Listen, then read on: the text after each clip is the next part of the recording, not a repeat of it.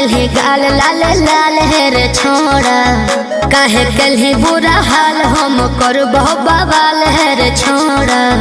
काहे करे लगली ना खड़ा तो फेन गे, हमरा नहीं रहना है रे।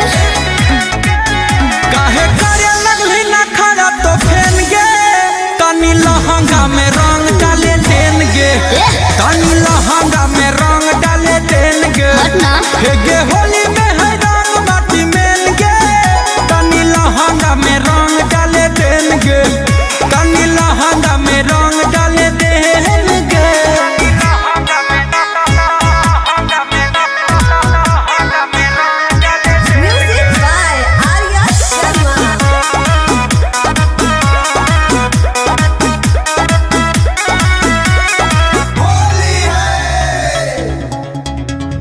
दिल है जबरदस्ती ते घाल दोनों मिसरे, इहे खातिर तोहरा पे बर जाहो खिसरे। डाल देबो रंग सतरंगी के छौरी, हम हो ही एक बड़का फिरंगी के छौरी। रे भाग हमरा तंग मत कर,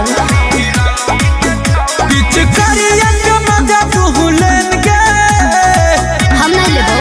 अरे मजा आई तो पिच करिया के मजा तू लेन गे, तनी लहंगा में रंग डाले देन गे, तनी लहंगा में रंग डाले देन गे।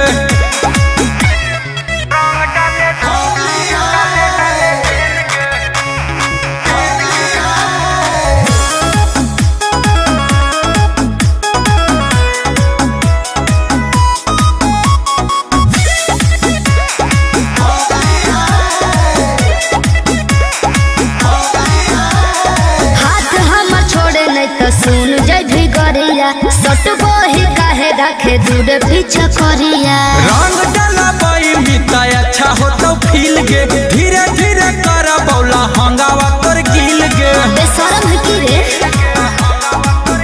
अमन गुंजन के करे नहीं बेचैन गे, अरे आ जल्दी चल भाग।